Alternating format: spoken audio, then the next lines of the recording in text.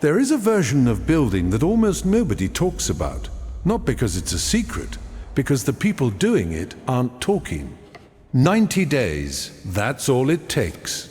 Not to finish what you're building, to become someone who finishes.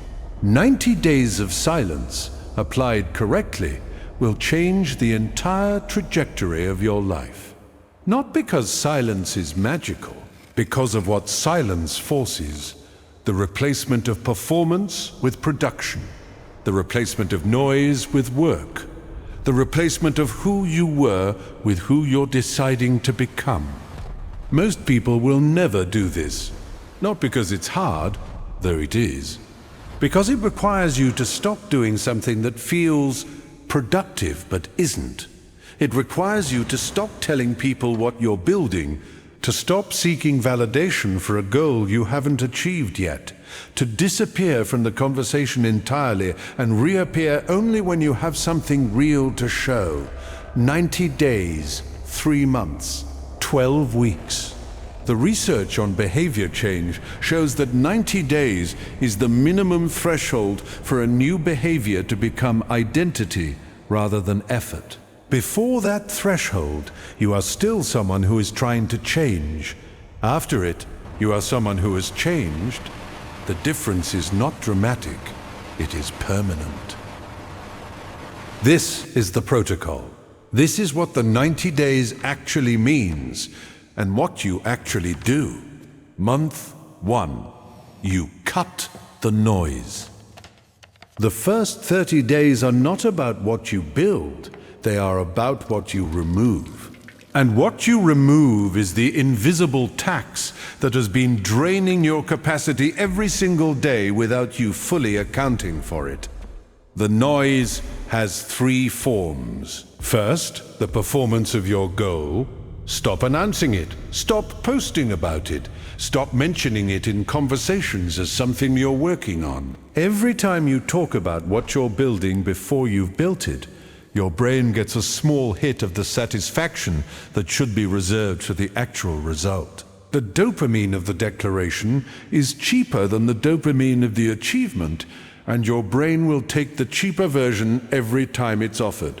Take it off the table. The goal becomes a private matter between you and the evidence you're accumulating. Second, the input noise.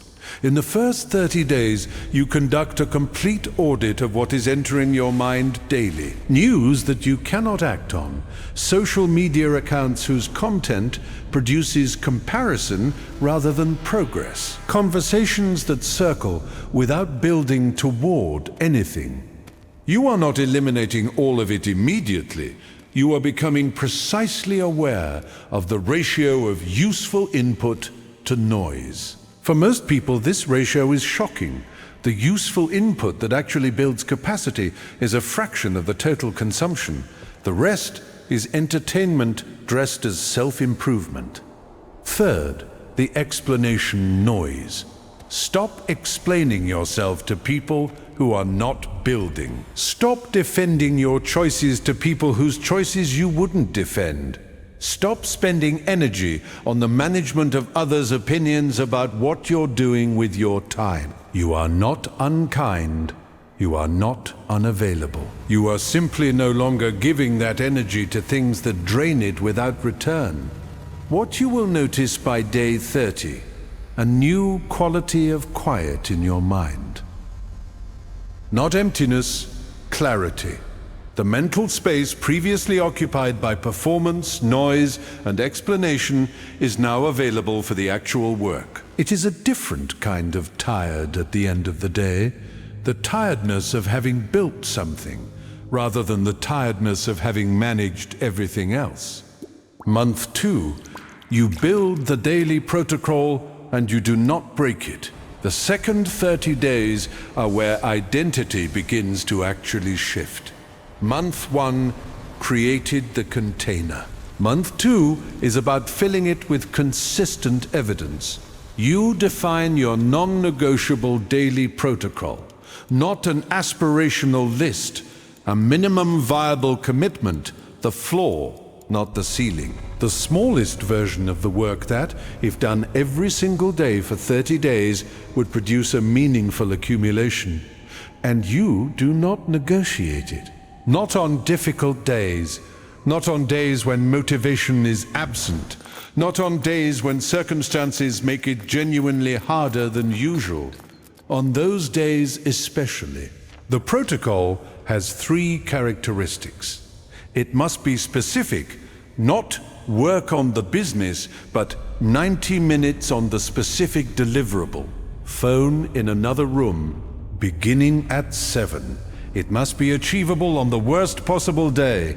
If your protocol requires optimal conditions to execute, it is not a protocol, it is a wish. And it must be done first, before the day has made its demands, before your willpower has been spent on decisions that don't build toward anything. What you are doing in month 2 is not the work itself. The work is the vehicle. What you are actually doing is accumulating irrefutable evidence that you are someone who shows up regardless of conditions. Each day you execute the protocol, you are making a deposit into the identity account described in the previous video. By day 15, you will feel the early signs of the shift, not dramatic, subtle. The resistance is slightly less than it was. The decision to begin takes slightly less effort. By day 30, the protocol is beginning to feel like part of who you are, rather than something you are efforting toward. Do not miss a day. The rule from the last video applies here with maximum force. Never miss twice. 1 missed day is a blip. 2 missed days is the beginning of a new pattern, the pattern of breaking the protocol. Month 2 is too important to allow that pattern to start. If something genuinely prevents the full protocol, do a reduced version. Something rather than nothing. The streak has a value that exceeds the individual days within it. Month 3, you consolidate and you go further. By day 60, you have something you may never have had before. 30 days of consistent evidence. Your pattern recognition system has been running the update for a month. The identity is shifting. You are no longer someone who is trying to build consistently. You are becoming someone who builds consistently. There is a difference, and you can feel it.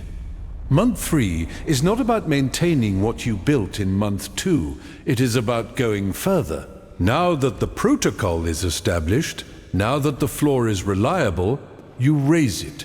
You add the next thing, the one you've been putting off because the previous protocol wasn't solid enough to build on. You extend the time. You increase the difficulty. You apply the discipline that month 2 proved is available to you. The silence continues. 90 days is not enough time to see the full result of what you're building in most domains. You are still mid-construction. The external evidence of the work is not yet sufficient to justify breaking the silence. And the silence has been working. The clarity is real. The focus is real. The compounding is real. You don't break it for the satisfaction of an update. You extend it. By day 90-something happens that is difficult to describe until you've experienced it. The person who began this 90 days and the person who completed it share the same body and the same history, but they are not operating the same way. The later person has proof, not belief, not hope, proof that they are someone who shows up, who builds, who holds. And proof changes everything. Not because it feels good, because it removes the internal argument. The argument that this isn't really who you are. The argument that you'll probably stop. Those arguments require doubt as fuel, and the 90 days have removed the doubt. That is what the silence does. Not productivity, not habits. It removes the doubt about who you are. And when that doubt is gone, you build differently. faster, with less friction, as someone who has answered the fundamental question rather than someone still asking it, what you actually cut, what you actually keep. The silence is not isolation. This is a critical distinction. You are not withdrawing from your life, you are withdrawing from the performance of your life, which is a very different thing.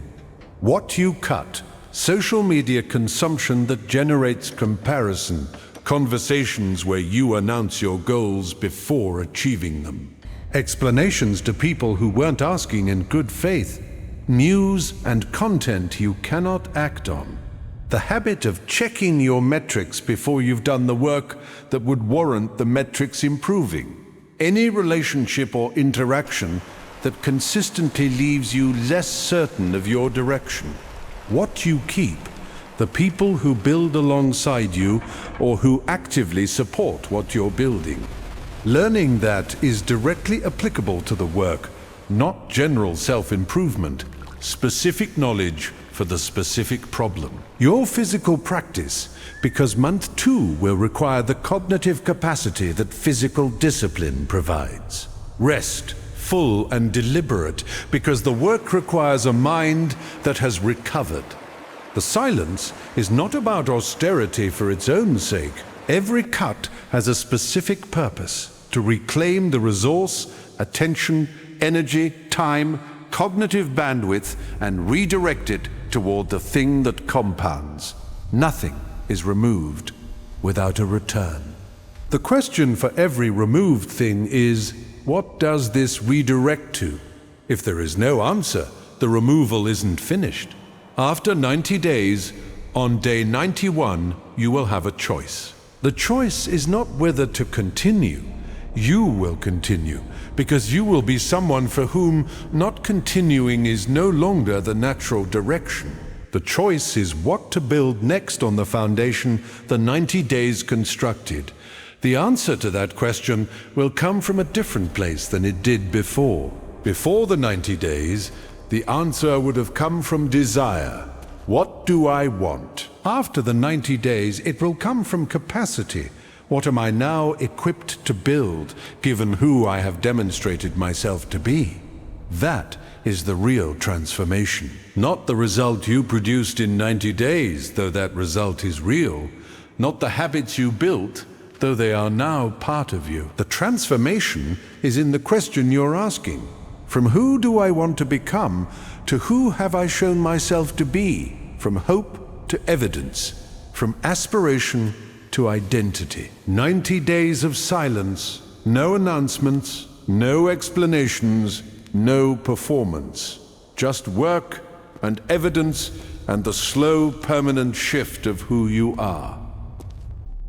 Start today. Tell nobody. Report back in 90 days with proof.